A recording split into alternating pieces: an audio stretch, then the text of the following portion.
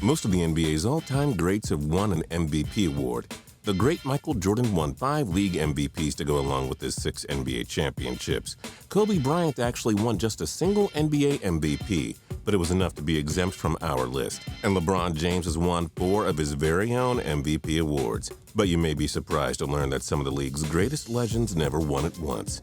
I'm Justin Fraction, and today we present you with the 10 greatest NBA players who never won MVP. And a big shout out to Sam Land for suggesting this list. We do hope you enjoy this video, and if you do, feel free to click subscribe down below for more cool videos every single day. Number 10, Jason Kidd. We weren't kidding when we tell you that he never won it.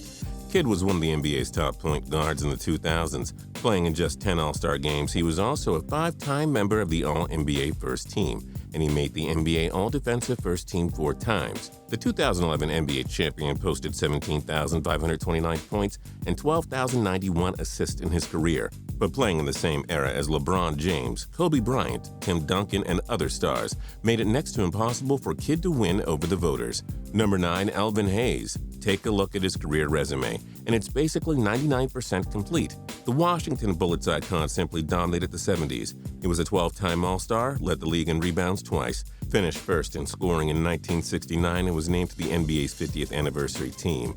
Hayes averaged 21 points and 12.5 rebounds per game, but the 1978 NBA champion couldn't outdo Kareem Abdul-Jabbar, who won just 4 MVPs in the 70s that could have easily gone to Hayes.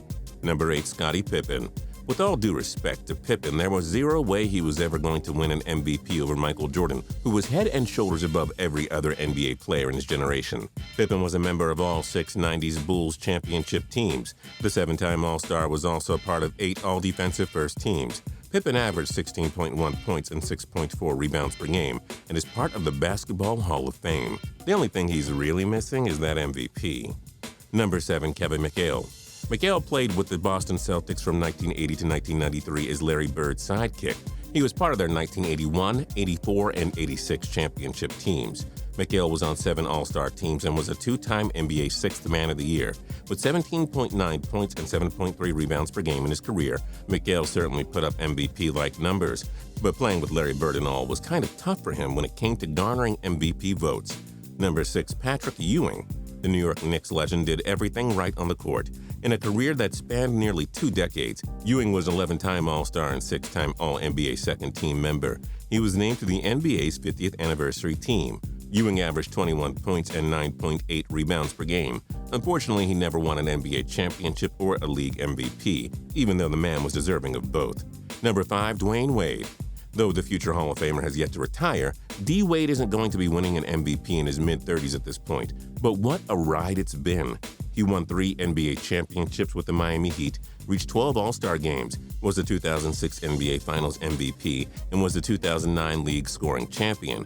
D. Wade is one of the greatest leaders we've ever seen, averaging close to 25 points per game throughout his career. Wade certainly deserved an MVP award. It's just that others deserved them more during his prime years. Number 4, John Stockton. Stockton is one of the greatest players ever, but playing with Karl Malone for 2 decades in Utah made it hard to stand out.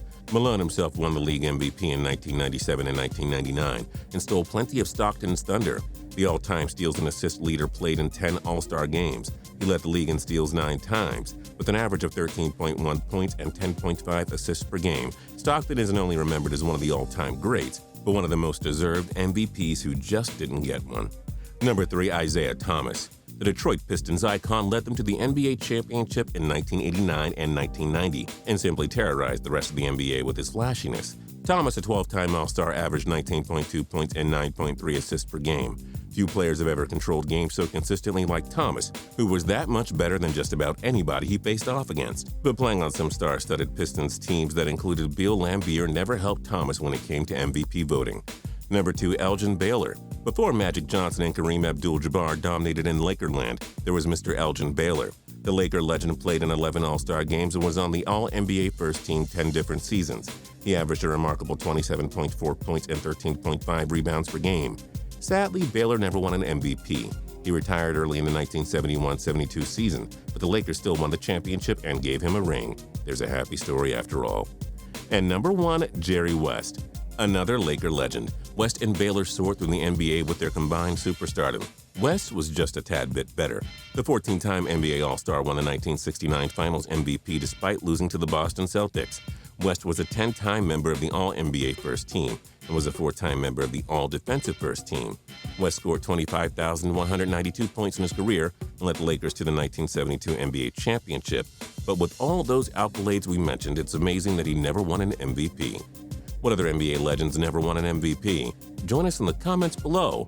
If you like this video and learned a thing or two, clicking the like button helps us out a ton and we appreciate it. If this is your first time coming around to Total Pro Sports though, subscribing is a great idea because we put out videos like this every single day.